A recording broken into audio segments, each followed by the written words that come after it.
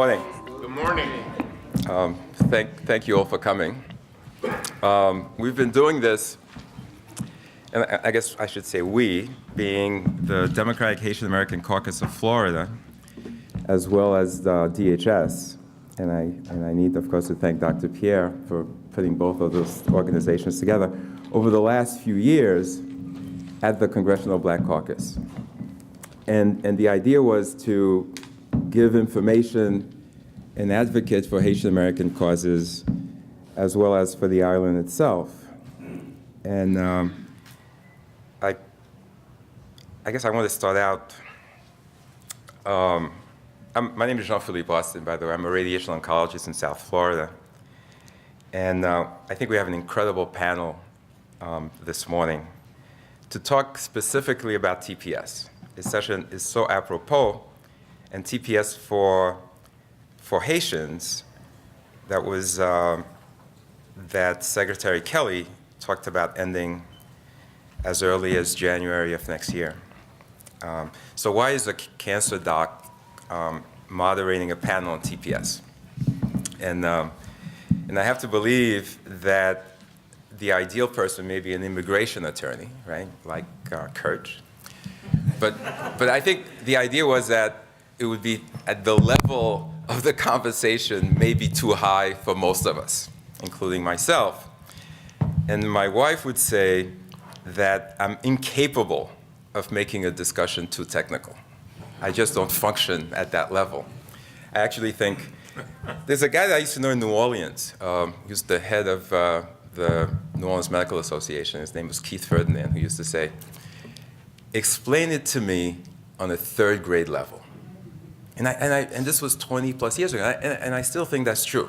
I think any issue that can't be explained on a third grade level goes over most people's heads, and people stop caring. So I'm hoping to keep this to my level, which is a third grader's level, and we can follow this. But first, I want to introduce two people who have made this possible, who've allowed us to be here at the Congressional Black Caucus. And I want to start with Congressman ALC Hastings, who all of you know, so I don't need to say much,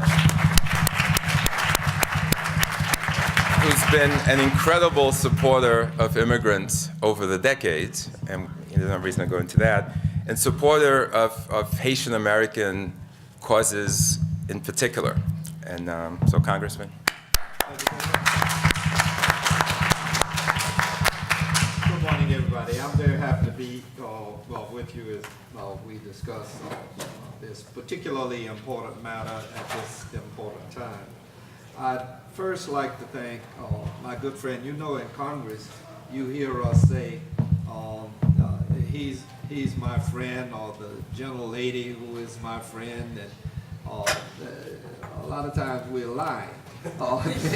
They're not our friend, but it's the speak, or Congress speak. But in this instance, Elijah Cummings is my good friend, and it's more than an honor to be co-hosting this event with him, and I'm very grateful for that opportunity. He's a great guy, really, in no uncertain terms, that you all see him doing the very heavy lifting for those of us that have similar interests about the more vulnerable people in our society. Also like to thank our two moderators.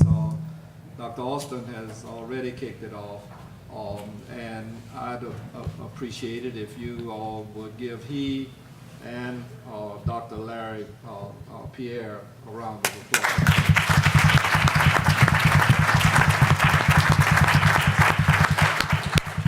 The three of us have a long history of championing the cause of Haiti here in the United States, and we've been continuing that work this week. I'm real pleased that many of you have been on the Hill and talked with your congresspersons and senators, and I urge you to do likewise. If you take nothing away from this event, other than what I'm about to say, I would urge you to take it to heart. The two senators of whatever state that you're from have more power per se than all 435 members of the House of Representatives. So put great emphasis and insist on seeing these people. They can make a difference in our plight. We will work with you and with them, but any one of them has a lot of say power, and that's what it's going to take. In this instance, in Florida, my state, you're talking about Bill Nelson and Marco Rubio. And let's keep this bipartisan. The issue is Haiti. It's not Democrat or Republican. It's protecting Haitians and status for them here in this country. So while I personally am partisan, I accept the fact that there are some of you that are Republican. And if I offend any of you Republicans, then it's deliberate. So you don't ask me later about it, but I do want to work with you. Finally, I'd like to thank all the panelists for taking time out of their schedules to join us. Please know that your work is indispensable to our success. And all of us thank you for your continued dedication to Haiti and the Haitian diaspora. I'm not going to take up a lot of time this morning with prepared remarks and statistics, because I think we will cover that information in our coming discussion, and I want to ensure that we have ample time to hear from your esteemed panelists and from all of you. But I do have a couple of quick comments. As I survey the current political landscape with particular attention paid to the discussion around immigration, I worry that many in our immigrant communities hear the caustic rhetoric coming out of the current administration and the vile comments that their words inspire, and fear that they feel as though they are alone, that they are without champions in the United States government. I'm here to tell you that this could not be further from the truth. I, along with numerous of my colleagues, have championed the cause of immigrant communities here in the United States and stand ready to continue to do so with great energy and urgency. And it is important for those of us that are interested in one particular group to recognize that there are other groups who are seeking the same peace of mind and status that those of us that are Haitian nationals. And regrettably, we don't spend enough time coalescing with many of those groups who have similar interests. For example, on the subject of TPS, the Hondurans and El Salvadorans are going to hear about this subject and their status just a little ahead of us, which should give us a pretty good read. For me, this is particularly true for Haitians residing within the United States. Most recently, I've been concentrating on ensuring that the Trump administration extends temporary protected status for Haitian nationals. It's an uphill battle, if ever there was one, but certainly one worth waging. For example, in March of this year, Elijah and I led a letter to the then Department of Homeland Security Secretary Kelly requesting that he extend TPS for Haitian nationals here in the United States. I ask people to keep in mind that Kelly is the Chief of Staff to Donald Trump and also was the commander of the Southern Command and has pretty substantial knowledge about Haiti. Although he extended it, we know that he extended the status for an unacceptable 6 months. That's why earlier this week, we led another letter to the Department of Homeland Security Acting Secretary Elaine Duke, explicitly requesting that TPS status be extended for the maximum 18 months allowed under law. Also, we were recently, several of us, at dinner with Haiti's ambassador to the United States, Ambassador Altador, and had a good conversation that included other members of Congress, where we talked about the possibility of tying the status of Haitian nationals here under TPS to the ongoing debate around legislation concerning dreamers, the DACA legislation. Fact of the matter is that this country has benefited greatly from those who sought our shores for a better way of life. And we must do all that we can to ensure that they are able to remain in this country as they work to realize the American dream. It's true that we face trying times today, and I would hope someone would have an update from the very recent storms. I know that Haiti was just brushed, but I also know that in the area of the Dominican border, there was substantial damage, and that needs to be added to our list of concerns about sending people back into that environment. However, I believe that we'll meet and even exceed this trying test, and as a result, we'll be better off and stronger for doing so. I want to thank you again for joining us here today, and thank you, Elijah, for allowing me to co-host with you. Thank you, Dr. Pierre, who is always there for us, as well as all of you, ladies and gentlemen. You are the difference makers. That's right. But you cannot make a difference if you're not knocking on our doors and rattling our cages. I say to people, if I get one letter, I say to this young staffer over here, Tom, Lolly, you know, that's just one letter from somebody. If I get 100 letters, then we have to go into trying to figure out a little bit of a strategy. If I get 1,000 letters, I carry my ass home to try to find out what's going on. So, the more we hear from you, the better we are. Good morning and thank you.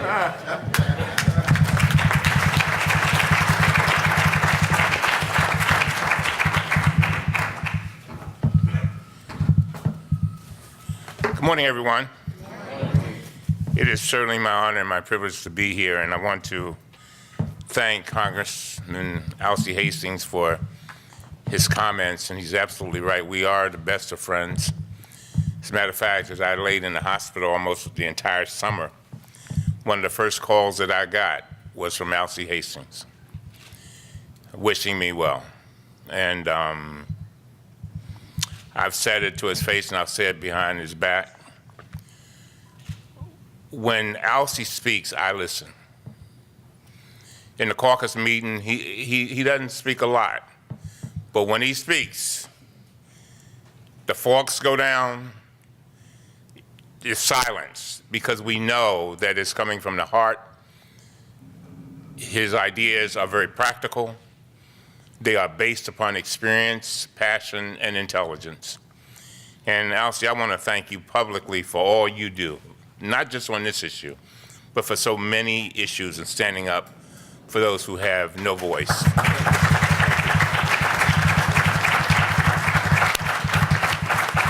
We are, to have Dr. Pierre and Dr. Austin and so many others, I got to tell you, it makes, as my mother would say, it makes my heart glad to know that there are people that would take up time to come to Washington and to assemble in the various cities and locations that you may be from, to do something not for yourselves, but to help other people.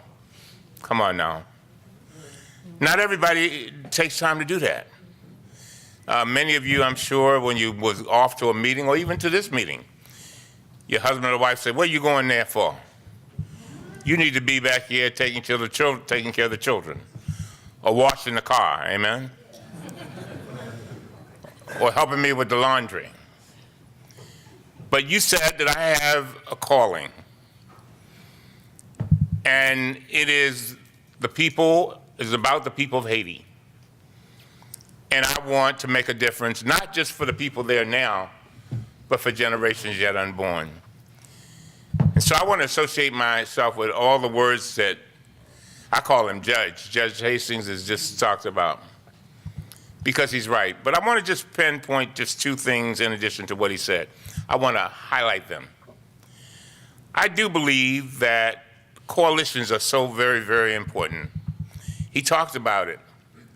We have got to find people who have the same causes, join with them, but also, but make sure that our voices are as loud as they can be. Because sometimes you can be a part of something and get drowned out. Come on now, don't act like you don't know what I'm talking about. The judge said something else that I want you to think about too. You know, the great philosopher Voltaire said, cultivate your own garden. In other words, wherever you are, whatever you're doing, cultivate your garden. In other words, if you are in a situation where you can add your voice to a discussion that may affect policy, that may make a difference for one person, do that. And that leads me to the final point. Ladies and gentlemen, the judge, you know, I just asked him, I said, Judge, you coming to the dinner? He usually don't come to the dinner. Tomorrow night, you usually don't come. And I think I know why. I think. He never told me. But the judge is a no-nonsense kind of guy. I mean, he's trying to get, oh God, this is it. I just got it, Judge. He wants to simply be effective and efficient. We can go in circles, we can have conferences all the time, going in circles. And then next 5 years from now, we're talking the same thing. If you ran the Rio from 5 years ago, we'd be talking about the same thing. And so I urge all of us to try to figure out how can we be most effective and efficient. The judge will tell you, we have people coming to our offices all the time saying, oh, thank you, Congressman Hastings, thank you. I tell them, yeah, well, it's nice for you to come and see me. I said, go to that person who's nullifying my vote on the other side. Go to them, convince them, make them understand your presence. And so I want to make one last introduction. I have a program called the Elijah Cummings Youth Program in Israel, and it's been around for now, oh my God, 21, 22 years. And the executive director, by the way, we've all our kids graduated from high school, 99% graduated from college, and the person who is the CEO of all of that so happened to be Haitian. And her name is Kathleen DeValier. Yeah, go on, stand up. And she does an outstanding job. I didn't know she was gonna be here. So I didn't even deal with my notes, because I too, like the judge, want to hear from our panelists. But I got to tell you, when I was laying up in the hospital this summer, you know, watching CNN and MSNBC, there were times that I wanted to throw a brick through the television. No, I'm serious. To hear people talking about health care as if it was just some lightweight thing that doesn't matter. And by the way, the victories that we have had with regard to health care has been about people standing up and say, we're not going to take it. And so we've got to use that same kind of methodology, Doc. We've got to say, wait a minute, you know, we don't want to be sitting on the sidelines and being passed by. My mother used to sing at the end of her day, after doing laundry and taking care of folks' children in other neighborhoods. She come home and she said she would sing that song, Lord, don't pass me by. And what I'm saying is we don't want people to pass us by, because the people that we help, and particularly with these storms, and we look at what pain the Haitian people have already gone through, ladies and gentlemen, it is up to us. We do not have the right to remain silent. And so that's why I'm so glad that you're here, and I'm so glad, you know, Judge said that, you know, he was so glad that I invited him to join. No, it's an honor. It is an honor to have somebody like him to even be able to ask. To even be able to ask. And I'm honored that he granted my request. May God bless him.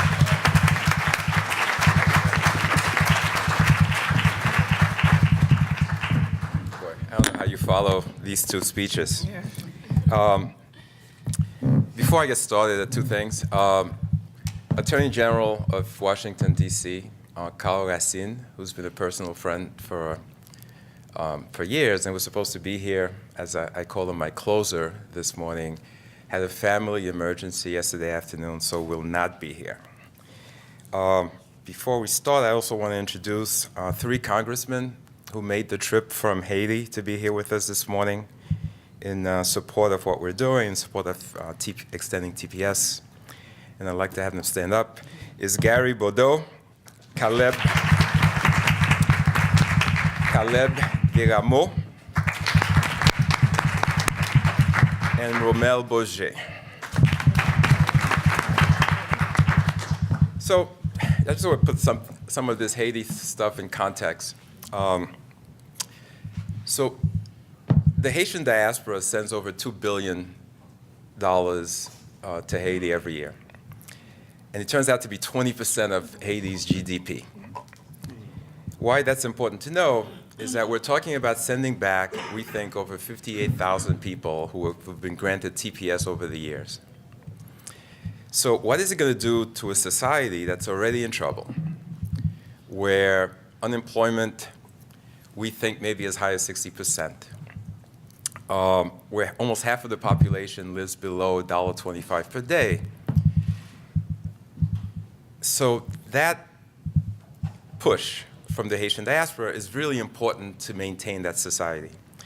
So we think, and the whole idea of this morning's discussion is about what this would mean for us to end TPS at this time in Haiti's history. And we have an incredible panel of experts this morning to address this. 3 or 4 of them are attorneys, 3/4 of them are Haitian Americans.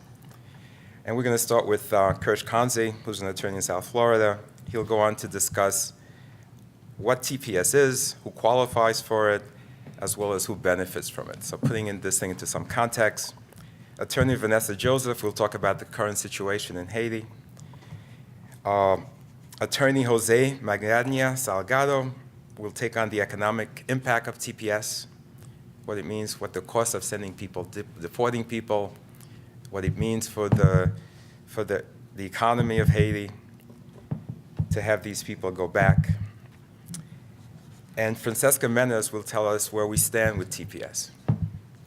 So all this hopefully is going to happen within about 30 to 40 minutes, and then we'll open up the floor to a Q&A. So whatever questions you have, hopefully the panel will be able to address and evolve.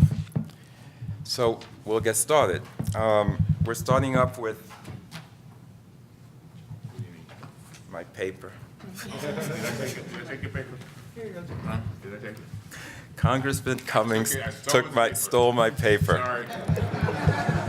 So these guys, they keep their health insurance for themselves, and they take other people's policies away.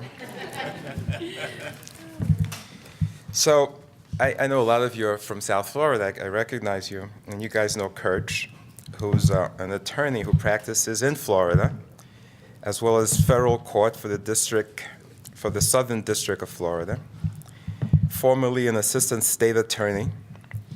But again, like the congressman said, I mean, the thing about Kirsch is that it's not just about his business, and it's not just about doing what he does to take care of his family, but it's all about giving back and trying to make a difference. And he's taken special interest in advocating on behalf of Haitian migrant workers in the Dominican Republic, and he's talked about that publicly over the years. So we're going to start with you, Kirsch. Thank you.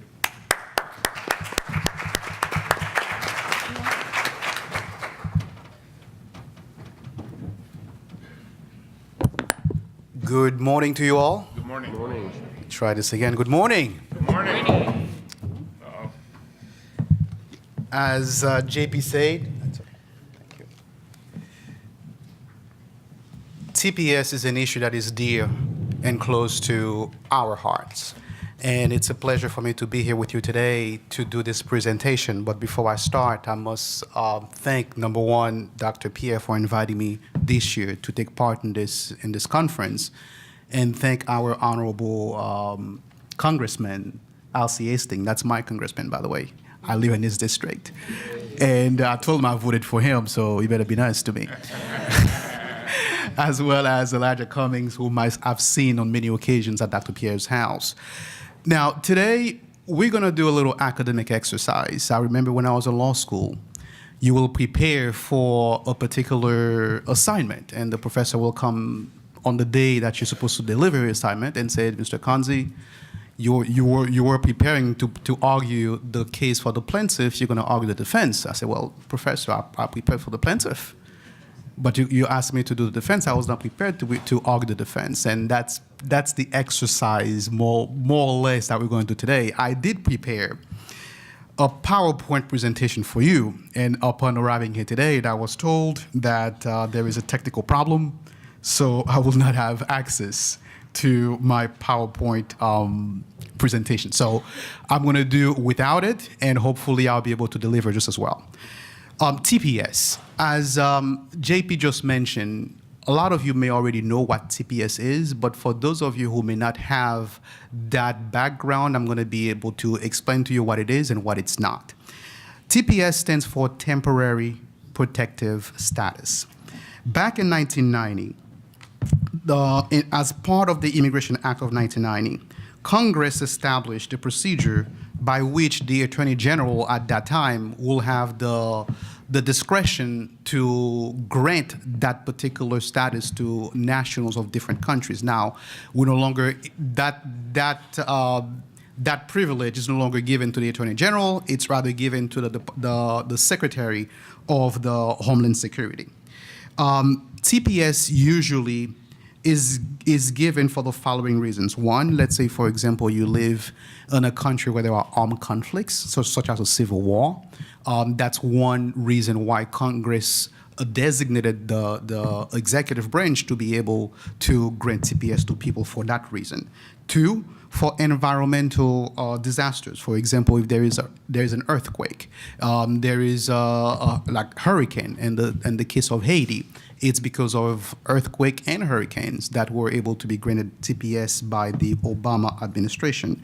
And the third prong has to do with extraordinary and temporary conditions. And this is what we call a catch-all provision. For example, Venezuela, for example. A lot of people are currently advocating for TPS for Venezuelans. And Venezuela is not going through any earthquakes or any hurricanes or any civil wars, but there are other reasons why nationals of Venezuela may be able to receive TPS as well. So what are some of the basic benefits of TPS? TPS, during the coverage period, TPS holders are not removable from the U.S. In other words, it's really to give those holders the peace of mind. You can stay in the country. You can go about your business. You don't have to worry about getting deported to your homeland, in our case, to Haiti.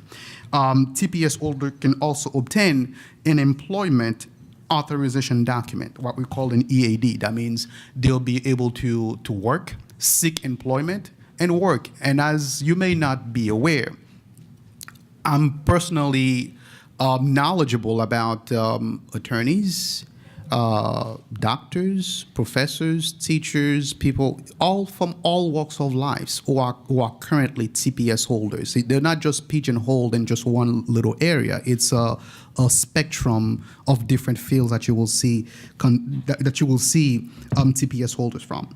And the TPS holders can also travel. In other words, they can apply for what we call a travel document that will allow them to go wherever they need to go, whether it is back home to Haiti, to Canada, to the Bahamas for whatever reason, and come back to the U.S. and ask for admission to be granted admission to the U.S. to continue to live. Back on January 12, 2010, a magnitude of 7.3 earthquake hit our beloved land of Haiti. As a result of that earthquake, we lost over 220,000 people who definitely lost their lives. Over 300,000 people were injured, and about 1.5 million people were without a shelter, without a home, for lack of a better word, became homeless overnight. Aside from the 2010 earthquake, we also had in October of 2010 as well, the cholera epidemic, otherwise what we call the cholera outbreak. As some of you may know, Haiti is a country that had some problems in the past, political instability and the likes. As a result of that, we were able to receive peacekeeping missions from the UN, and the soldiers or the personnel that made up that mission came from all over the world. We have people from Nepal, we had people from the Latin American countries, we had people from Africa who made up that mission, which we call MINUSTA.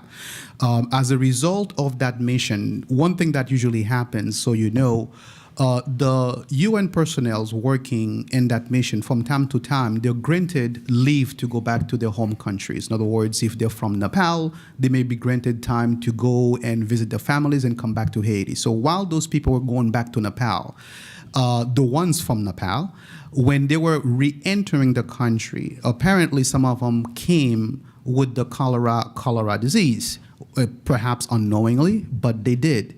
And from the way that they were managing the waste management, that the waste management practices that they had in Haiti it was not the proper way to manage fecal matters and things like this. So as a result, they were allowing that waste to get into the mainstream rivers that the Haitians were using to bathe, to wash their clothes, and to a certain extent to cook. And as a result, a lot of those people, a lot of those Haitians became sick, and a lot of them, it was mainly with diarrhea that will get them to die literally within 24 to 48 hours in most cases, and that caused a total of about 9,000 Haitians to lose their lives, and another 800,000 of them became infected with the cholera disease. So because of all those reasons, as far as the earthquake, the cholera epidemic, the hurricanes that have gone through Haiti on multiple occasions, those were the reasons why the Obama administration decided to grant CPS to Haitians. Now, my colleagues will be able to go into further details in regard to where things stand with Haiti right now, the conditions of the country and so forth. That's where I will stop with my presentation and hope that my presentation gives you a little more understanding of what CPS is and what it is not. And for CPS, as you may know, it doesn't grant you a direct path to what we call citizenship or residency. It is a temporary status only given, and it can also be revoked at any time, and that's what we're facing with this current administration. So thank you so much for listening to me, and hopefully that was helpful.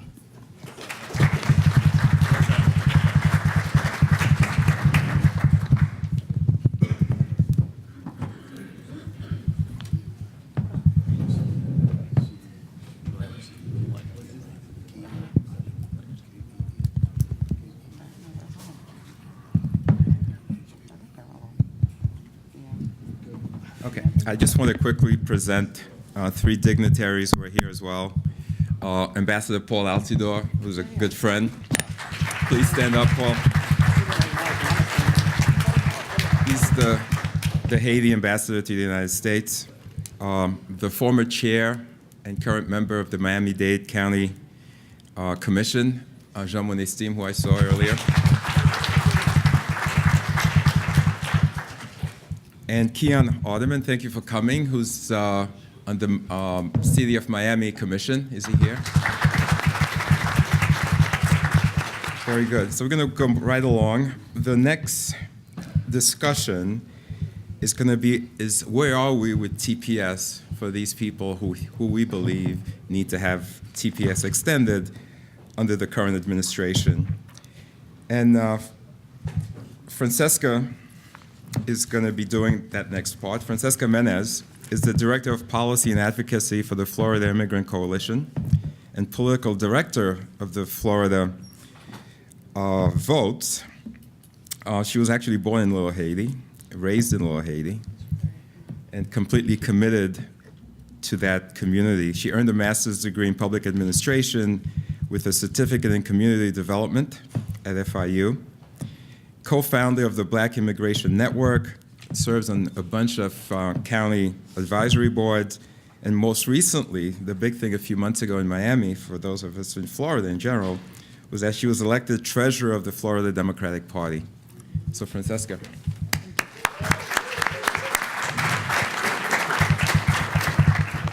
Can y'all hear me? Is this on? Okay, because I'm like, it sounds kind of low. So I'm just going to kind of jump right into it around the current state of TPS here in the U.S. and just kind of give you a timeline around from January when we knew that TPS was going to be expiring for Haiti and all of the work that was being done in the community, all of that advocacy that was being done in the community, the mobilizations that were being done. And we know that as mobilizations were happening, when people were coming up here to DC, people were holding the ground on the local level and holding our elected officials accountable, passing resolutions, asking for proclamations. Letters were being signed and being led by congressmen like Hastings, like Cummings, like my Congresswoman Frederica Wilson.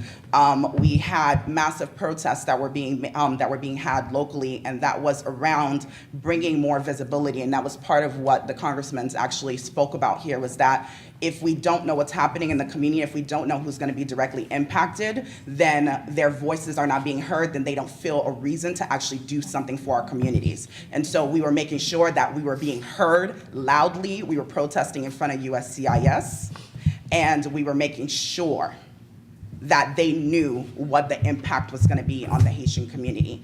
And we were also working in solidarity with other countries like El Salvador, Honduras, Nicaragua, Sudan, South Sudan, which we know that we just heard the recent termination of Sudan and the extension for South Sudan. And we were making sure that communities were standing together and we were connecting the dots. We were no longer going to stand in silos while they pitted our communities against one another.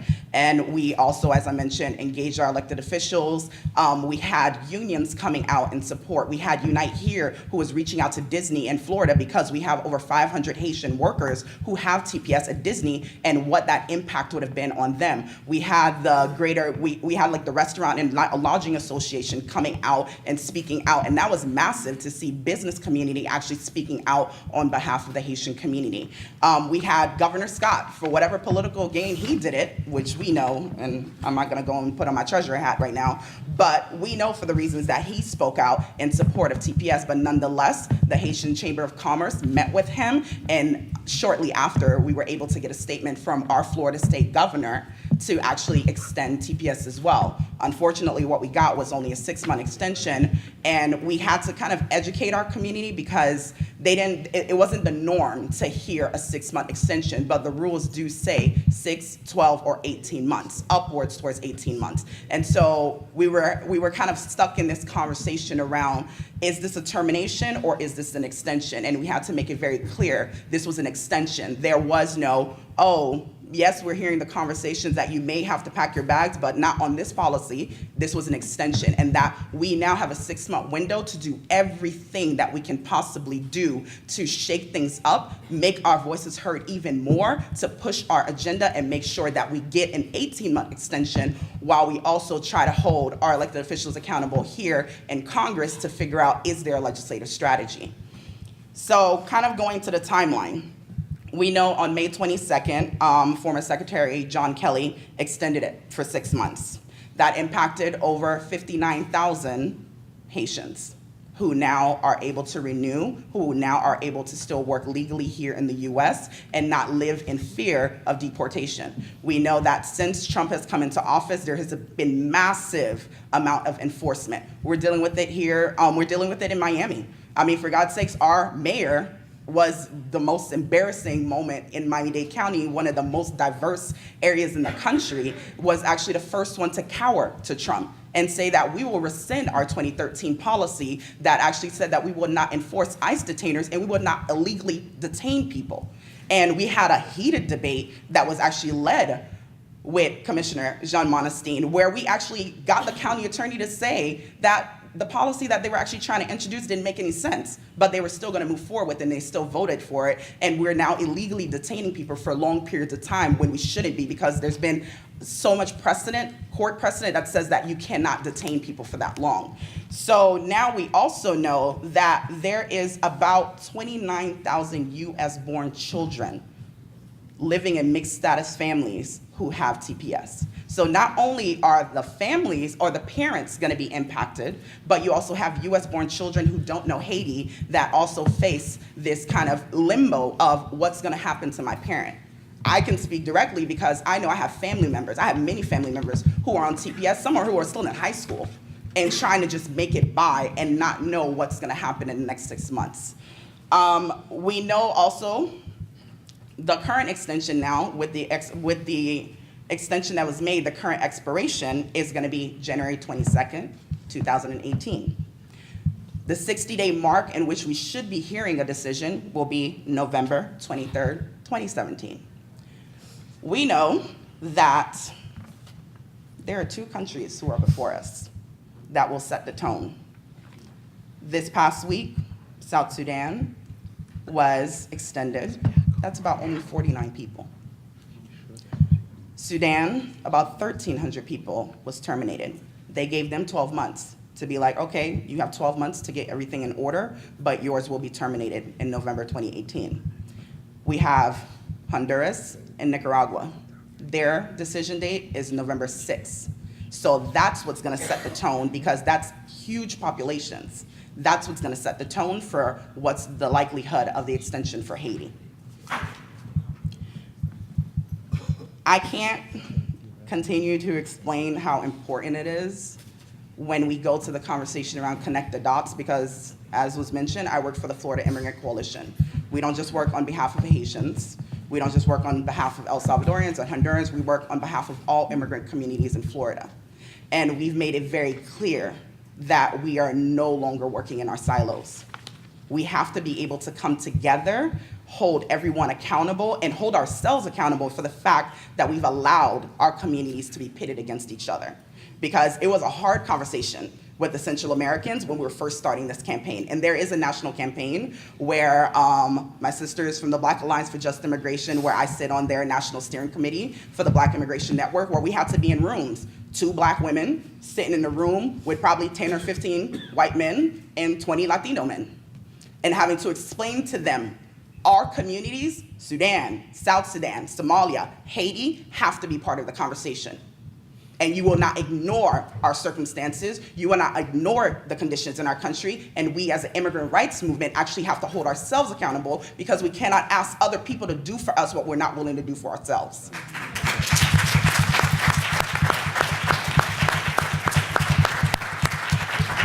And there's been massive support. I mean, the letter that came out last week, which was led by Congressman Hastings, where we had Marco Rubio come out and support.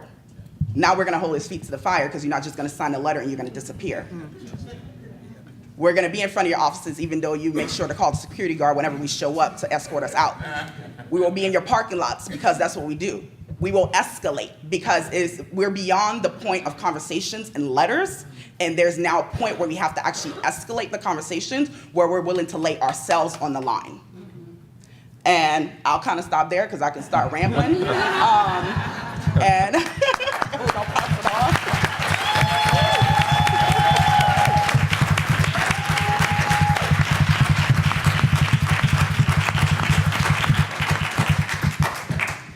Next, we're going to have Vanessa Joseph come up.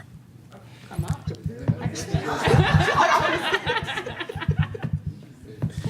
Let me tell you, if you stand up, you have a lot more control of the room.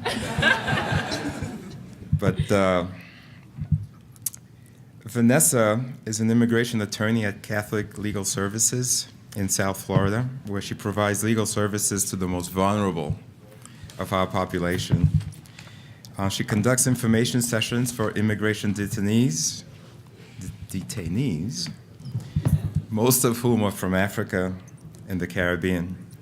And just an incredible leader, as is Francesca in the South Florida Haitian American community.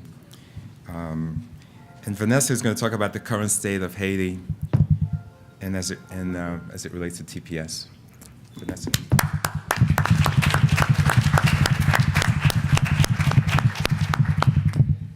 All right, so when Kirch came up, he told you that we were doing an academic exercise, so be ready for some math. There's a lot of numbers, okay?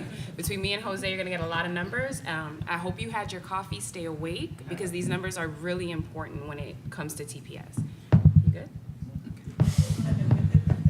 So really what I want to highlight, what I really want to emphasize is the fact that it's just unrealistic right now for Haiti to accept an influx of more than 50,000 people into the country. We understand that all of these natural disasters have happened, right? And Haiti's trying to rebuild from that. However, we still have more than 55,000 people as of September 2016 who remain internally displaced.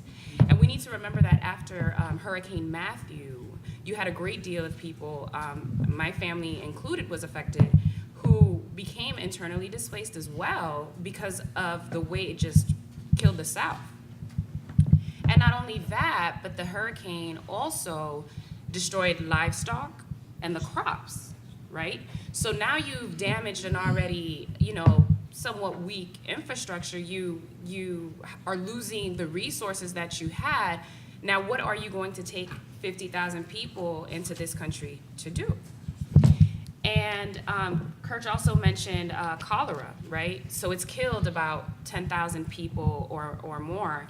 And still, the UN is, denying their responsibility for that. And despite the overwhelming evidence and the mounting public pressure for accountability and action, out of the $400 million that they were supposed to raise, they only raised 10, right?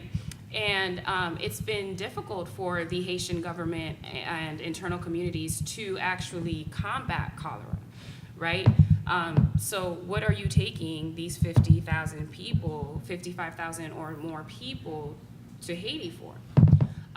We understand that temporary protected status is that, right? Temporary. And this is not the permanent fix that we're asking for.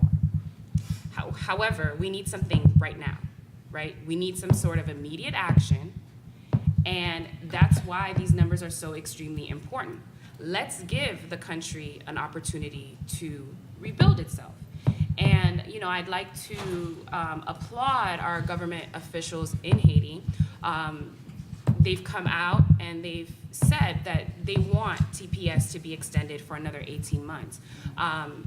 Ambassador Altidore met with the Haitian Lawyers Association in Miami and set up a hotline where we would be able to help the TPS holders all across the United States with their immigration questions. And these are fantastic initiatives. And I think that we need to really be honest with ourselves. We need to not look at, the Haitian government as its own entity and us in our community, we're over here. We need to figure out how we're going to actually work together to create solutions. So while yes, we don't want, right, we can't have, permanent protected status, and we do want permanent solutions. Right now, let's focus on what's the immediate actions that we need to be taking.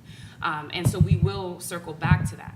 Now, there's a lot that does go on in Haiti, right? And that's why it's important that we give Haiti the time that they need to adequately rebuild themselves. I think we've been through a lot as a nation, and we're an extremely strong people. And that's why we as the diaspora, and I know somebody in the audience hates that word for us, but at the same time, that's what we need to be focused on. We need to come together and be working with our governments. We need to continue to show our elected officials how important it is that the rebuilding take place before individuals are forced back to this country. We need to consider the fact that you are asking some parents to essentially leave behind, right? There's the potential for leaving behind a US citizen child. Not because you want to abandon your child, but are you going to take your child into a situation that you yourself were not stable in? Or are you going to allow them to remain here and have a chance, right? To go to school, to be successful, to live the dream that all our Haitian parents want us to live, to be, you know, doctors, engineers, nurses, lawyers, or nothing, right? So these are the difficult decisions that are going to happen. What are the costs, right, of interior enforcement when it comes to rounding up these individuals? It's a lot of money. And are we as taxpayers going to accept that we're forced to pay this amount of money? We have to look at the different natural disasters that continue to happen, right? Hurricane Irma in the north. And I think just recently, and we don't have any real facts on it, but for Hurricane Maria and what it did to, I think, Saint-Marc was flooding. So we really need to be looking at all of these current events, all of these conditions, and making sure that we're being realistic about this fight. We should not be thinking, you know, we can't think that because we're able to go to a specific beach in Haiti or because we're able to do certain things in Haiti, that this is the same for everybody. We have to remember that a lot of these individuals lost their homes in that earthquake. A lot of these individuals have children back home that they're still supporting. And so when those children now lose that income that was coming from home, right, that part of that $2 billion in remittances, because I think of the 55,000 individuals that are here, we're supporting maybe 350,000 individuals back home. What's going to happen there? So these numbers, though, I mean, I'm an attorney, I hate numbers, but these numbers actually matter. Right? And as, well, you know, this is going to be Jose's part where he talks about the economic contributions that we make here. We make a significant amount of contributions back home. And so when all of that is gone, what's really going to happen to Haiti? I don't know that it's going to be for the better. And so, again, we need to be working very hard to make sure that we continue this fight, to make sure that we continue to work with our elected officials in Haiti. And again, I applaud the congressman who came out, including one whose birthday was yesterday, and he was still here and wanted to make sure that he was part of this conversation. And we've been able to have certain talks around these issues. So let's continue that fight. And you know, as we circle back to what next steps can be, really keep in mind what your individual role can be in that fight. Very good, thank you. I want to introduce Dwight Bullard, who's a former Florida State Senator, who's kind enough to be here with us today. Dwight, thank you. The last panelist today is Jose Magana Salgado, who's a policy attorney based in Washington, D.C., doing a lot of advocacy work in both the legislative and regulatory spheres. Areas of advocacy includes really comprehensive immigration reform, as well as DACA and TPS. And his charge this morning for the next 5 minutes or so is to tell us a little bit about the economics of TPS.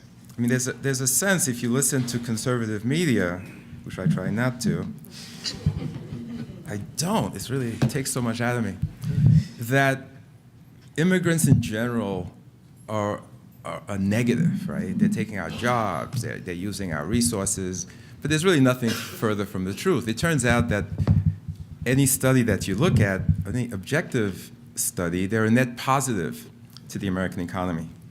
Anyway, so please welcome Jose, who's going to talk about the economic impact of TPS.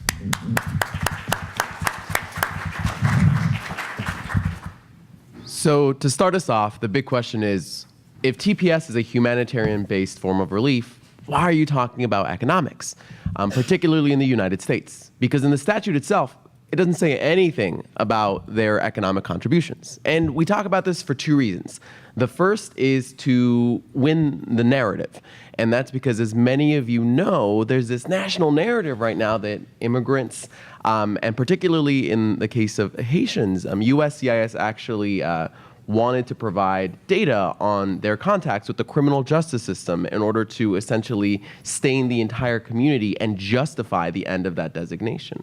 And so we're in an environment right now where immigrants are being portrayed in a very negative light. And so the purpose of this is to show, well, that's not actually true. This is how they contribute to our nation, and this is how we can help. And what we've seen, building upon what was said earlier, is actually this shared strategy of the strategies we're using in the immigration context, and DACA advocates coming in and also advocating on behalf of the TPS population as well. And I know a lot of the conversations that are going on in the Hill right now regarding permanent relief include bills that include every single TPS population. There's some members of Congress who are like, well, maybe I just want to do, no. And it's a very strong statement that everyone must be included. And so what we did is we wanted to support those efforts by just looking at the economics of these settled communities, specifically Haiti.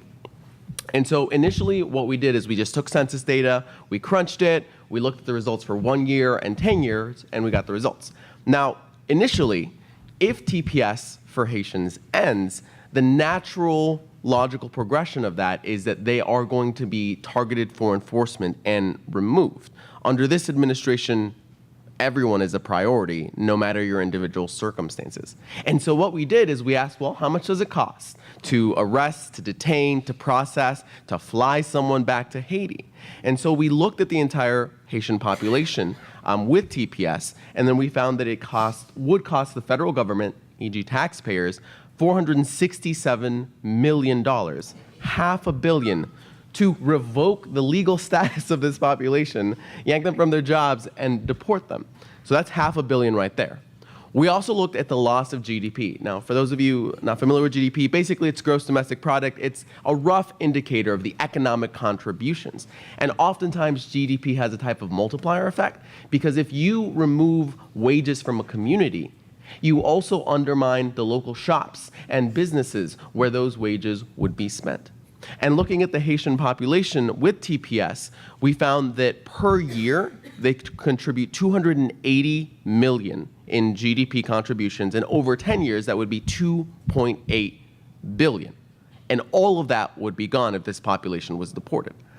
Another aspect that we looked at are the contributions to Social Security and Medicare.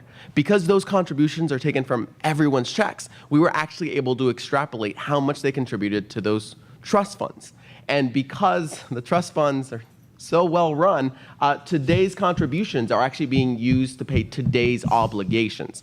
So the way we shape this is, well, this is money that's being paid into the system, but being paid out to US citizens and seniors and white seniors, and whatever messaging that we can do to really emphasize the importance of this. And so we found that in terms of Social Security and Medicare contributions, that's about $42.8 million a year, and that's $42.8 billion over 10 years as well.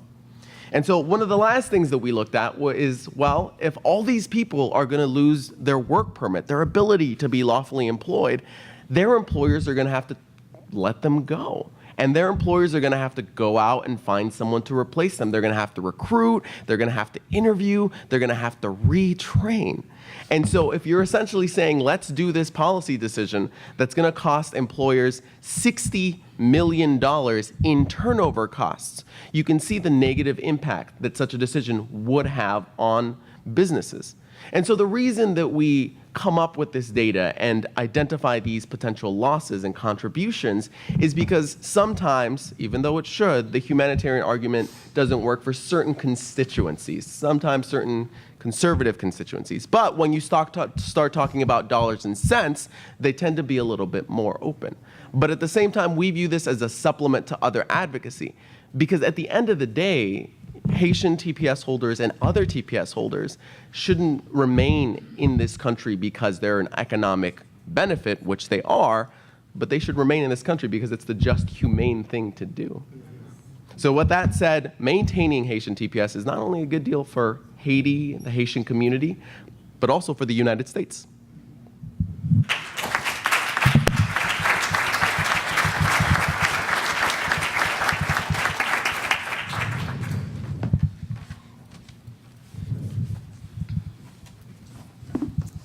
I'm going to ask Fran to do a quick closing on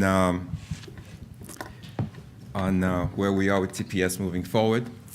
And I want to take a few minutes before Q&A to talk about what we've done over the last 2 days, meeting with congressional and senatorial staff and members on behalf of advocating for the TPS recipients.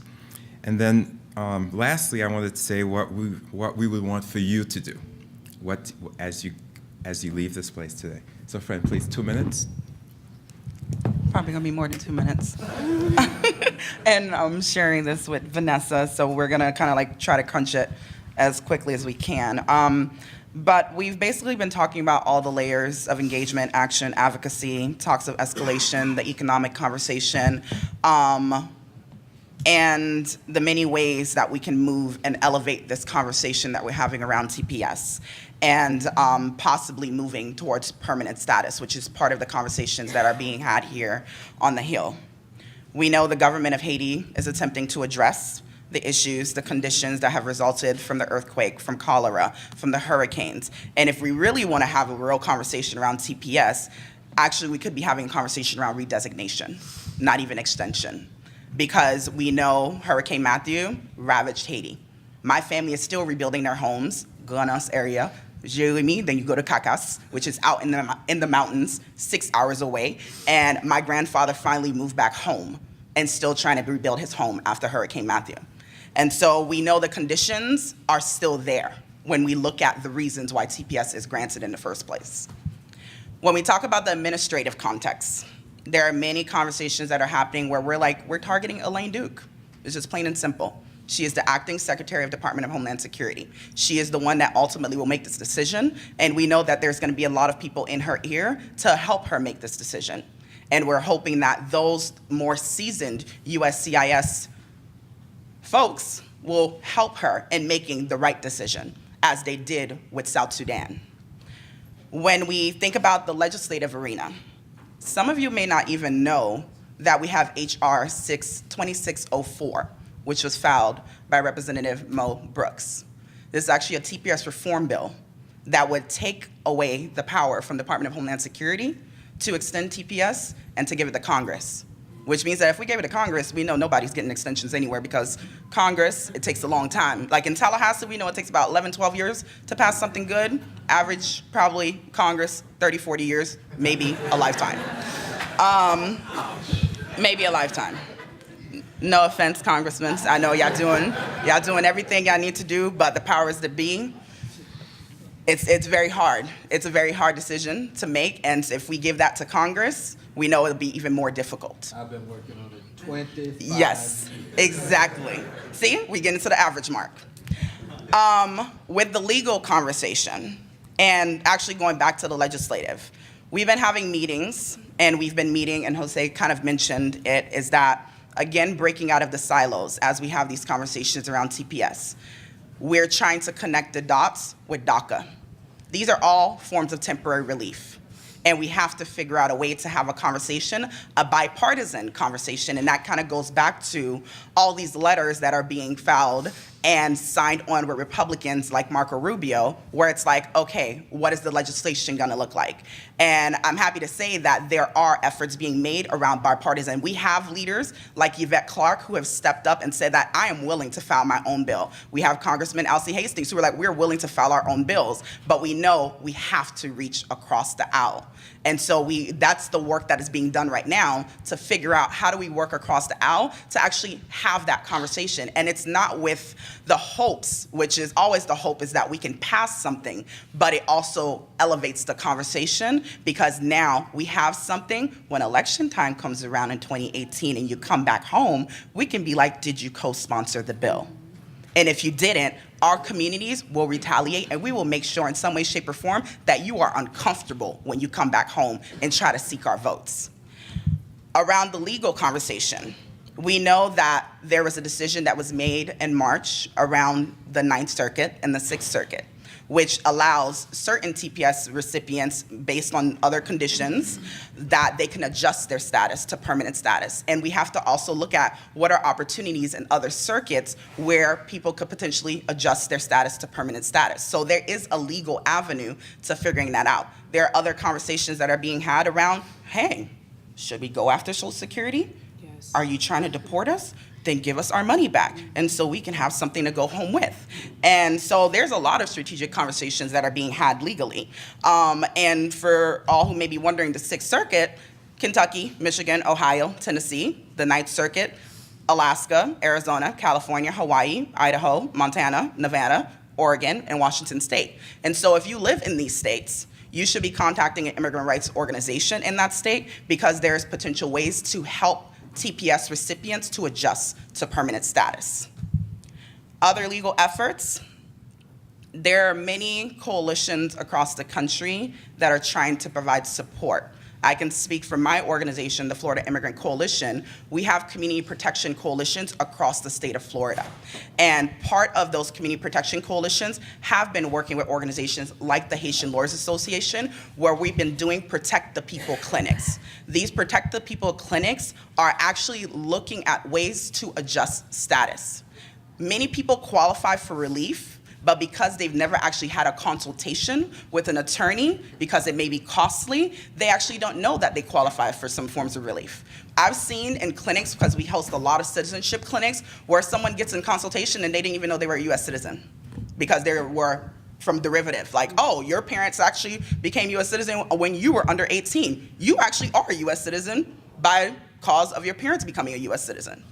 And so there's a lot of work that is being done to try to figure out what are the solutions. And I'm going to pass it on to Vanessa, who's going to talk about the communications piece, which is very vital and important to this conversation. We gotta tell the stories. We gotta tell the stories, JP. You know what I'd like to do, Vanessa? No, we gotta tell the stories. I agree. But I think the compromise, because I want to allow people who have questions. Yes. And I think as part of the Q&A, you can go into that. I think it's true. It's really important that Yes. it needs to happen. But I want to have some audience participation, because otherwise I feel like we're just talking to people. So let's bring that in. So I'll open that up. I want to open up the floor, thank the panelists for their incredible jobs. And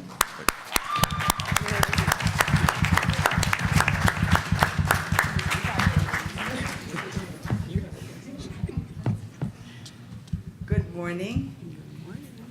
Thank you so much. You make South Florida proud.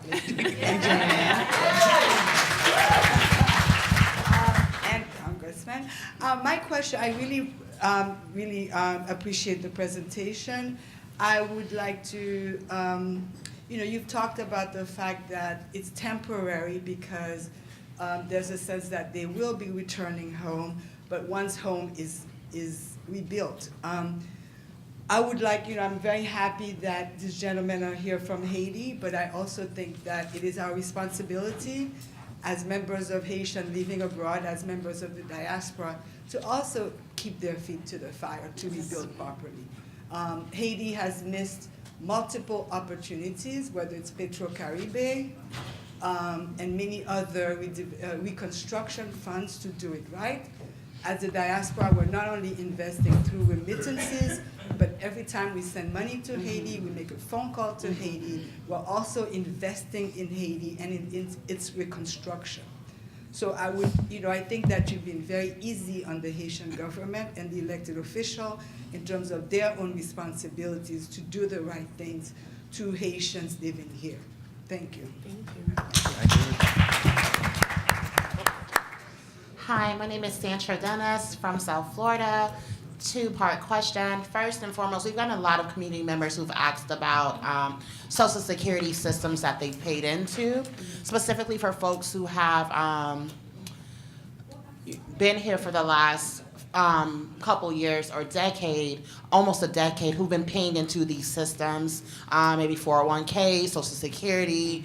How will we remedy that, if there is a chance to remedy that?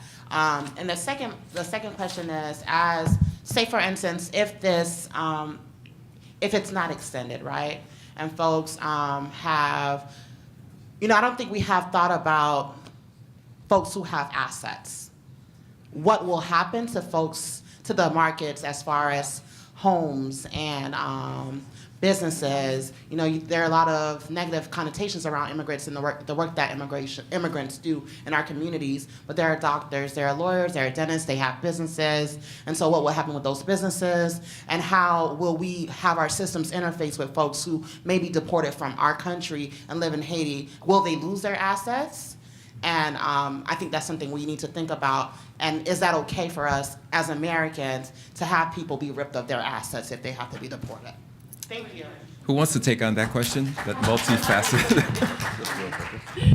So just a bit of unqualified financial advice. For a lot of their private savings account, their retirement account, they may be able to close and take out some of that money, but they'll likely incur penalties associated with those retirement accounts. So that's more lost money there.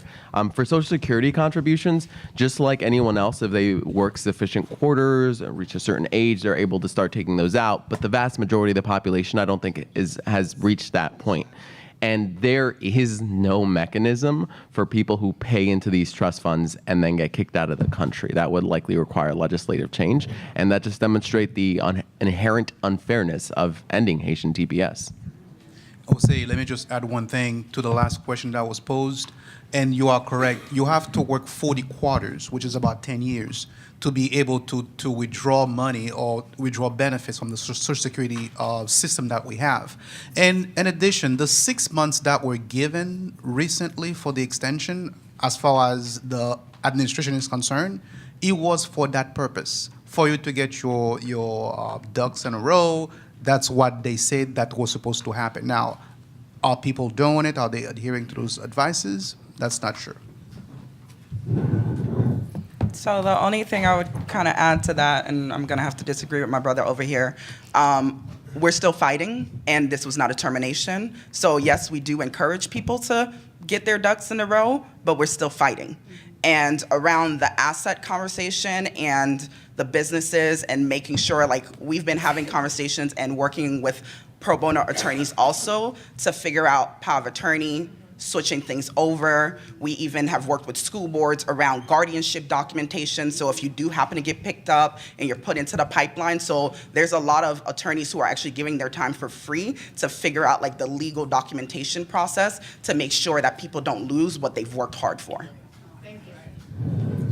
Good morning. Thank you for all those who coordinated this opportunity for us to get the dialogue from a wonderful panel. My name is Fayo Dalika. I'm here representing many organizations, but I'll speak coming from the Haitian American Professional Coalition out of Miami, Florida. And my concern is I met with an individual from Homeland Security, and they were from a particular department, and I asked them what is the top priority for Homeland Security when we talk about immigration. They said it's not a top priority. And that's a concern to me because I think the approach also is we're missing the picture of having an intergenerational strategic plan here and in Haiti. How do we get the diaspora on all levels? Because once we look at the older generations, when you look at my parents and my grandparents, while they were here, they were providing the economic support for Haiti. But my generation, they're not gonna be the Western Union people. They're not gonna be the ones sending money to Haiti. So the conversation is also, yes, we're looking at immigration and TPS, but I think if we had a stronger, unified structure in front here from the economic perspective, and that would also bring up the other aspects of our community, then I think we would have a stronger voice when we're talking to this particular administration about why it's important to have the Haitian community be here, why it's important to extend TPS beyond what the 6 months. So I do want to ask the panel, what are some next steps? What is the action plan? How can we get an intergenerational approach to this conversation, as well as encouraging a different aspect of what we're discussing today and what we've been discussing for a long time? Thank you. So I would say if you look at the reflection of this panel, It's obviously intergenerational because we are the youngest of the young here. I'm 32 years old.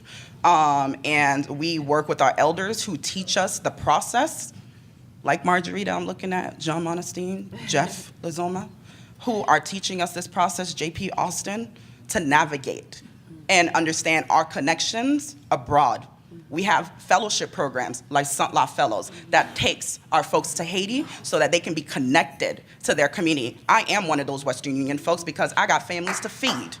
So there is a connection, and it's all of our responsibilities to actually stand here together, and we can meet up because we got this young section right here who came up from South Florida because we care about our communities. We may have been born here, but our blood runs in Haiti. And so we are connected.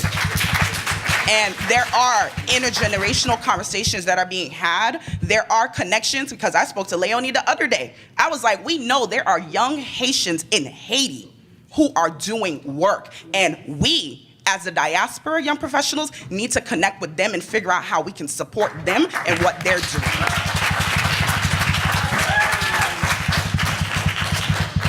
So to add to that, you know, somebody put my business on blast about how much I go to Haiti. So I'm not, you know, and I'm not, you know, I'm probably the youngest over here. I ain't even 30. But, however, I think a lot of us travel to Haiti frequently. We engage a lot with Haitians who are living in Haiti and who are our age. And we also engage a lot with our quote-unquote elders because, you know, there's never old people. They're never old. So I think that we do a lot. We really engage. We really try to, we even build partnerships with our counterparts back home. So I think that if individuals aren't doing that themselves, you can't really say that we aren't doing it, because all of the people that traveled as part of this delegation here, we're extremely invested in Haiti, and we continue to develop ways to continue investing in Haiti, and we continue to develop partnerships just about almost on a daily basis with individuals in Haiti. And I think, I know for me, I have a lot of friends in Haiti. I know a lot of people who are working on things. And you know, some people don't know this, but the young professionals that have been honored by the Haitian American Chamber of Commerce, we're about to start a project that could really lead to some big things. And so I think that it's unfair to say that this intergenerational approach is not existent. It is existent, it's just existent in a different way, right? We may not be sending money back home all the time. I personally don't. Fran does, but I think we found different ways, more modern ways to really give back to our communities in Haiti and over here.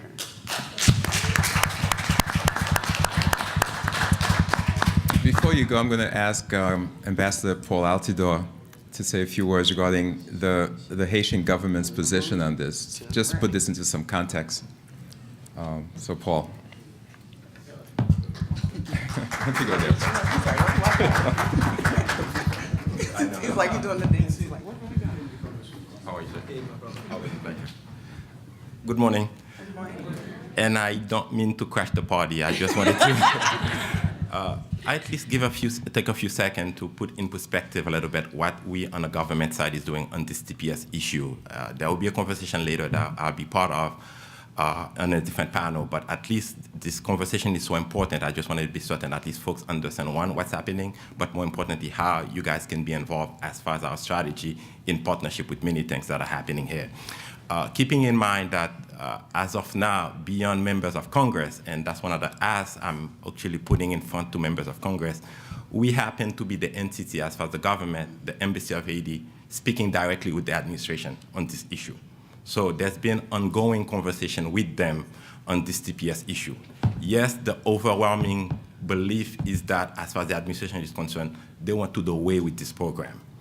That being said, one of the things I want to point out to many of you here, even on that side of the administration, despite the climate of anti-immigration, there are people on that side who also see the need for TPS to be renewed. It just so happens that they're not a majority. It just so happens that there's a movement on their side that's preventing them to speak out loud on this one. So part of the advocacy that Francesca and others are making reference to, there's something else here that needs to happen simultaneously. The letters, we appreciate them, but we're also asking members of Congress collectively to request meeting with the administration on this one. That goes well beyond Secretary Duke, because I don't think actually it's gonna be her decision. That was made clear to us time and time and time again. In fact, she's not even part of the conversation. I just returned from the United Nations General Assembly. Secretary Kelly was there, President Trump was there. These are the people we're targeting a little bit because they're influencing that decision. So even at the community level, one of the things we're asking folks to do, you went to law school with people. Some of these law school friends, they happen to be working for the administration. So in other words, if we do the numbers, the Democrats on their end, by themselves, will not be able to push this forward, even at times, despite the picket lines. Because at times, those picket lines, they fall on deaf ears as far as the administration is concerned. So that is necessary, but we're also saying something else needs to be happening at the same time, i.e., who on the other side we can be at least mobilized, not to come to this side of the debate, but at least can understand reason enough to push this conversation in the right direction. So even members of Congress, we're asking them, I noticed the Florida delegation put the letters together, but we actually on the government side, we're asking a little bit more here. We're requesting that they make a request to the administration to sit down. We're requesting that they actually reach to members of the other party and actually collectively go together. So it's not just the CBC we're asking of this, but we're saying the CBC in partnership with the Hispanic caucus, in partnership with some of the Republicans, ask a meeting with Secretary Kelly, ask a meeting with the President Trump. They have, those guys, they understand numbers, by the way. They understand they need as many support as they can to bring a number of other things forward. So I'm saying we have leverage on our end. We just need to be smart. We just need to be strategic in how we use them. That being said, the clock is ticking. Right. It's not January that we're actually aiming for. It's way before November. November 23rd is the deadline for the decision to be made. But I'm pretty certain that decision would have been made sometime between now and the beginning of November. So the pressure that needs to be applied on all fronts, yes, it requires the advocacy community, but it also requires some of the TPS holders. We talk a lot about kind of the folks doing kind of the manual labor stuff. As you pointed out, they are lawyers, they are doctors. We need to put pressure on them also to put themselves out there so people understand who they are. So in that sense, one lesson we learned from DACA, the administration was not inclined to go with this decision. At least you notice that there's some sign of stepping back because of the pressure. More importantly, because of the fact that the voices of DACA themselves, they came out. People realized this is their neighbors. People realized this is their classmates.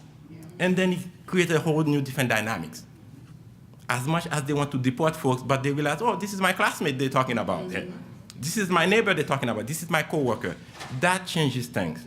In other words, I'm saying, sometimes if I'm reading between the lines, even talking to members of this administration, Ambassador, help me help you here. I need some ammunition to help you fight this battle. So I'm just asking here, let's be a little bit more strategic in how we approach this. So the young lady who asked about kind of what the Haitian American community can do, even if you're not involved in Haiti, chances are your classmates have friends or have parents who work with the administration who can really put that message out there. So we just need to be a little bit more creative in how we approach this. I don't think it's a winning, but I don't think we lost this battle, but I don't think we've won this battle either. It can go either way, but for it to go somewhere, I'm just hoping we're not gonna cross our fingers and hope the administration does the right thing. We just need to force them to do the right thing. And for that to happen, it requires our critical thinking. It requires our more strategic approach. So that's what the government, personally, I'm due to put a letter in the coming weeks to the administration. Again, there's a set of sequence here. Yesterday, I spoke to the president of Haiti about this, how we're gonna do a number of things, and more importantly, we want to keep the community in the loop of some of the things we're doing, because strategically, we don't want to be running in a direction, and the very things we're trying to do to help us, in fact, push us in the different direction. So in that sense, I think there's a necessity to converge our thinking, and more importantly, how we approach this effort. The time is short, but I'm very positive that we can reach our objective here of ensuring that TPS is extended. And I'm gonna leave you with this lasting note. I'm not here to battle for an extension of TPS 18 months after 18 months, because my fear is we just did this battle 6 months ago. And I'm not certain we're gonna be able to mobilize people, their time and the energy, time and time again, for the same battle. There has to be an objective to this. So I'm hoping if there's an extension of this, 6 months, 12 months, 18 months, we need to begin to sit down and think through what the next step should be beyond asking the administration for another 6 months, another 18 months. Thank you very much.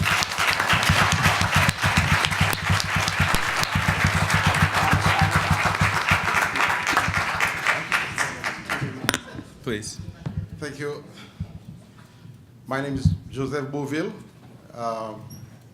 First of all, thank you very much for making this happen. And my question would be to Congressman Hastings. First of all, let me say that it seems that as a society we lost something. It's the compassion. When we talk about TPS and DACA, we make it mutually exclusive, but they are not. The TPS family cook for the DACA children to go to school. And for now if we think that we're going to let go the arm and then we keep the food, it's not going to work. Is there a way we can tie together TPS and DACA in a meaningful way to let them know that, yes, we are a family unit. It's about time that we respect family because we are a society. Thank you. The short answer is yes. But in order to have a friendship, one side or the other has to extend the hand.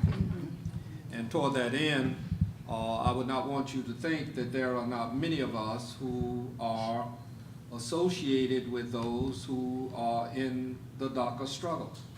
And in Congress, we are doing many of the things that you would expect in an effort to form coalitions. Quite frankly, the Congressional Black Caucus has been the lead in that effort in establishing what is called the Tri-Caucus. And the Tri-Caucus involves the Hispanic caucus as well as the Asian caucus. And we are the prime drivers of causing them to come together. The decisions, however, with reference to DACA and with reference to TPS for the various countries that are involved are beyond the level of congressional legislation. I think Francesca was absolutely correct. Congress is glacial in terms of its movement, but at the very same time, following the Ambassador Altador's suggestion, we need to right now team up with these other countries who have concern, but our focus needs to be at President Trump's level and Kelly. If you recall from my initial remarks, I commented that Kelly really does know an awful lot about Haiti. He was the commander of the Southern Command before he was Homeland Security Secretary. And at the embassy with Ambassador Altador last week, I pointed out that we should direct efforts toward Kelly. And I accept his charge in trying to make sure that we get a meeting with Kelly in the final analysis. But of course, we should not only for TPS, but for redesignation and for permanence, we should be about the business of working collectively with immigration associations and activists. This is a perfect, thank you, Congressman. This is a perfect segue before you get to your question. I want to make sure I tell you a little bit about what we've done over the last couple of days. A number of us have gone on to the Hill to talk to Congress people, senators, and their offices about this issue with our lobbyists. And And what we've found over the last 2 days is that this is a heavy lift. As the ambassador said, we have very little time. Even though this ends in January, the decision is going to be made in November, meaning the decision is getting made now. So strategically, I think over the last couple of days, we've thought that the answer, and this is the ask of you, if you think this is obviously you think this is an important issue, you wouldn't be here. Our feeling is that we need to get a meeting with Kelly, who has the president's ear, who's the chief of staff, who has a history and knowledge of the hemisphere. And we think we can get that meeting through our Florida senators. And the congressman talked a little bit about the importance of these 100 people.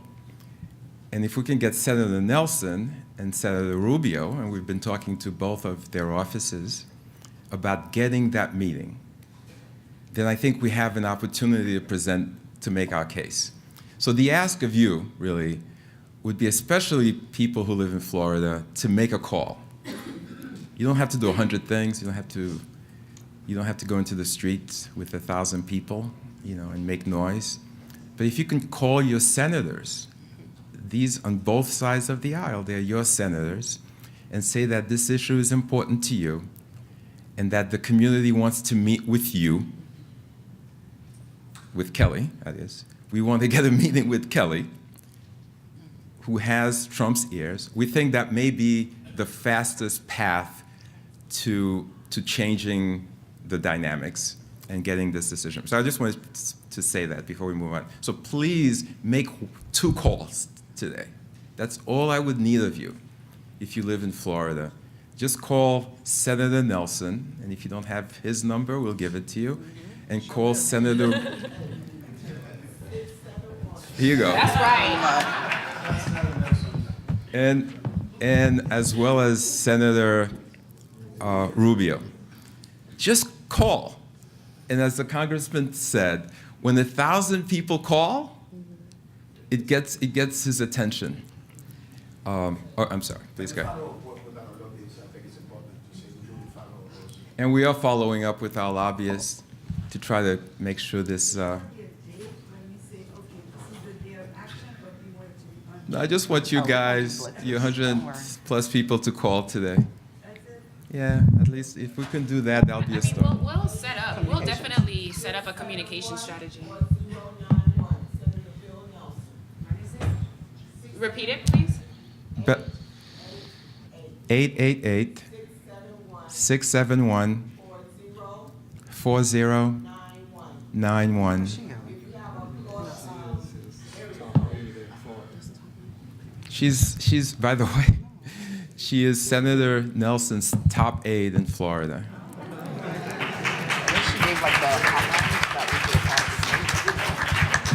Anybody know Marco Rubio's number?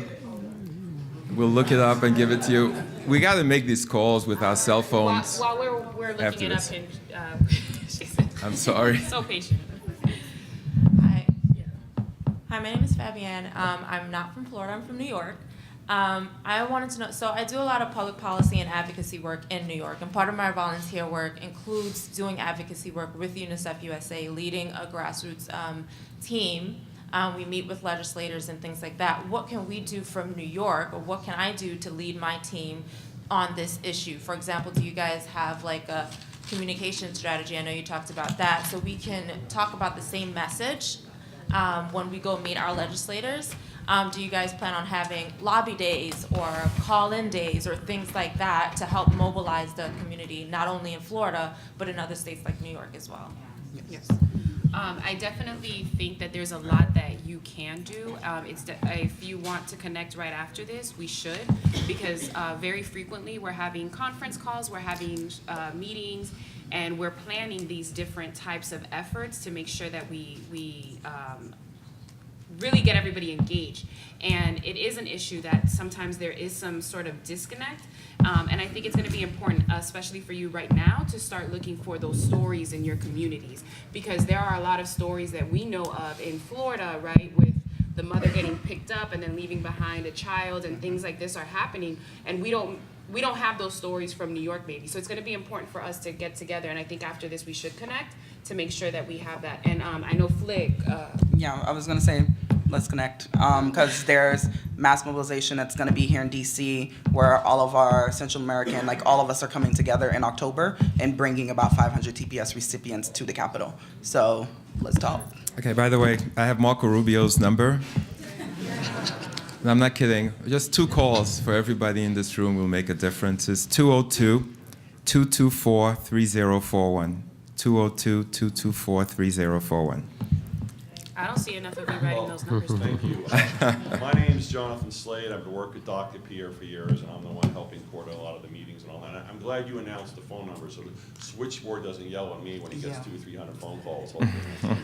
But I think everything we're talking about is really great, but I think the emphasis that people said, you see Congressman Hastings, and it really needs to be a bipartisan effort. And I think one thing, we're focused on TPS recipients, just as important, if not more so, is Haitian Americans who are U.S. citizens. Because they're the ones who vote, okay? And we have to organize all your family members, all their relatives.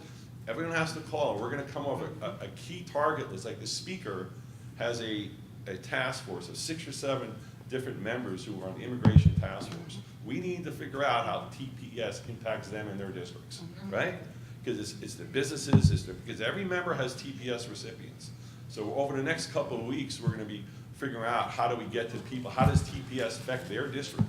Because a lot of the people making their decision don't know TPS recipients, don't know the businesses and people who live in their district, and voters too. That's what really cares. So we're going to come up with a key target list, but it really needs to be bipartisan. Yes, the meeting with Kelly is important, but we need the congressmen, Republicans in particular, to call Kelly and surprise him how we get to deal with this. And yes, we all want the 6 to 18 months, but no one wants to be doing this every 6 to 18 months. We also want to deal with a solution. Even if we get the ideal 18 months, who wants to go back to Donald Trump administration, 6 months before he's running for re-election in primaries in New Hampshire and have to deal with TPS? So there's a lot of different things we're going to work, but don't forget, we're going to be a lot of different activities. We're talking with Dr. Gear and others coming up twice a month. It's great to be in Washington today, but Congress is in session. Republican members aren't here.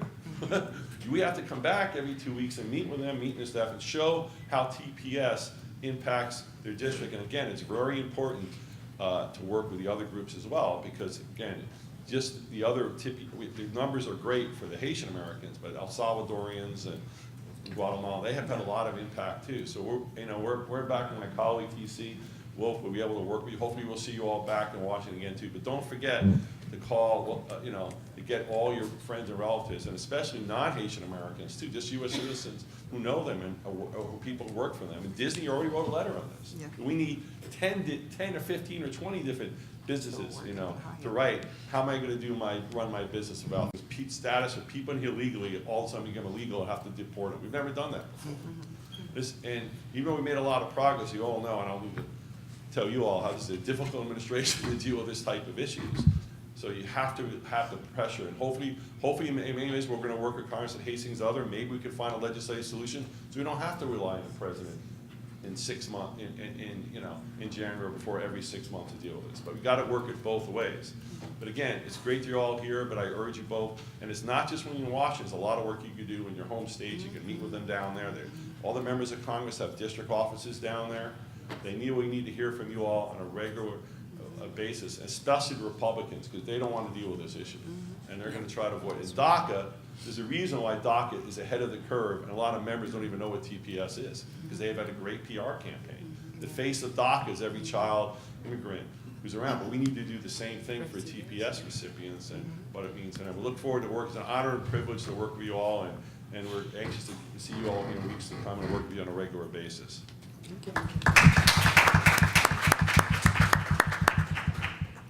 Yes, good morning. My name is Dashan Farad. I'm a reporter for YourBlackWorld.com, and I would like to say first sapase to our beloved Haitian family. And I would also like to thank you very much for giving us our first victory in the Western Hemisphere. Unfortunately, they've been giving you hell ever since. Anyway, I'm sorry. That was my Dr. John Henry Clark rant. What I would like to know, I got here a little late, so you have to please forgive me if I may be repeating something. I actually have a question concerning the Clinton Foundation. That came up all last year during the presidential election. You actually had a lot of black people in America that were actually going at Hillary Clinton and her husband for the Clinton Foundation. How do any of you address the allegations of corruption concerning the Clinton Foundation? I'm not sure if you already went over that. No, and we're not going to go over that, actually. Okay, thank you very much. I have your answer. Okay. No, this is a TPS panel. Next? Hi, everybody. My name is Nana Brantuo. I work as policy manager for the Black Alliance for Just Immigration. I've worked with friends so many times. I love you. It was great seeing you. All of you really talk. I just really wanted to briefly plug in that if folks wanted to work across the diaspora, really, just like we mentioned, it's Somalia, it's Sudan, it's South Sudan. Earlier in the year, Guinea, Liberia, and Sierra Leone lost status, and I feel like a lot of that had to do with a lack of mobilization that was coordinated effort. So if you could be in contact with us, we're doing a lot out here on the Hill in DC. We're also planning mobilizations. One of the best ways to stay in contact with us, or what we're doing, is to visit our website. It's blackalliance.org. Also, if folks would like to talk to me about more joint efforts to continue to mobilize for really visa sanctions, TPS, DACA, you could email me personally. That's Nana, N-A-N-A, @blackalliance.org. But any collaboration efforts are welcome and open, and we're trying to make sure to fight for all black people. Yeah, Nana? email? It's nana@blackalliance.org. And I just welcome any collaboration, because we're really trying to come together just as black people living in the United States to advocate for all black immigrants. Thank you. I want to thank Broward County Commissioner Dale Holness for coming, who's in the back of the room. Thank you, Broward, for the resolution. Thank you for that resolution. Thank you for the resolution. There are two organizations, DREAM, D-R-E-A-M, as well as SEIU, that currently have a PSA airing in Miami asking the population to call 6 members of Congress, including Senators Rubio and Nelson, on September 26 to save TPS and DACA, just as information. So you guys have anything else you want to add? I mean, my take-home message, I think our take-home message, and I think the ambassador pointed this out, we have a very short time frame. We've got to do something. If we're going to do something, we've got to do it now. And at the very least, call these 2 senators to help prompt this meeting with Kelly. And I think that's the fastest, closest, most efficient path. And it's not a legislative path. So please do make those 2 calls for us today as you get out of here. You guys have anything? I do. I think I really want to emphasize for us to remember why we're doing this. I want us to remember that the reason we're trying to make these calls is because we do want to save these families. All right? We don't want a breakdown in the family structure because a mother or a father, head of household, is forced back to a country where they're now unable to provide for their children, who they have to make the difficult decision to leave here, and what impact that now has on our communities. So I want us to remember those stories, okay? Remember these children and remember their families.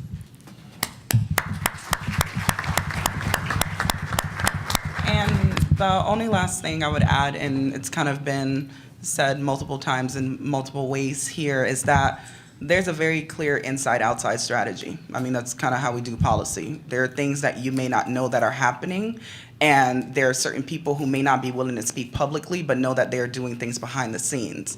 And so that's what's being done right now. And I know we've been having this conversation around communications and people willing to come out and actually speak publicly. There's a very big difference between how dreamers were willing to come out, because I know I work with dreamers every day, and how they were willing to risk their lives out there, but there was a support system. There's a legal structure behind them, prepared to bail them out. All these things that were behind the scenes to make sure that those youths were protected. And so as we also attempt to escalate around TPS, those structures need to be behind the scenes as well, because what we're talking about right now, at the end of the day, if we don't want to acknowledge it, I will acknowledge it in this space, we're talking about Black people. And they may not be as easy to come out as others because at the end of the day, they already got a target on their back simply because they are living in America and they are Black. And so there are ways, as has been mentioned, where you can advocate for them, be their voice, because we've talked to them and we tried to get them out there, but they are not We've actually tried to ask them to do interviews under pseudonames, and they're not willing to do that. So we here in this space are responsible for being partly their voice in this community and to hold our elected officials accountable and holding Nelson and Rubio accountable to be that voice because they were elected and we have to hold them accountable at the end of the day. And so there's a lot of work being done and there are a lot of ways to plug in. So you can connect with us after this is done so you can figure out the ways to plug in because we're not just here to talk about it, we gotta be about it and there's actions that have to take place. About that action. I want to thank Congressman Cummings and Hastings for hosting us and allowing us to be here today. I just want to have you guys thank this incredible panel for the job they've done. Thank you all for coming. Two calls. Thank you. Per day. Like, we've been thinking Every lunch break.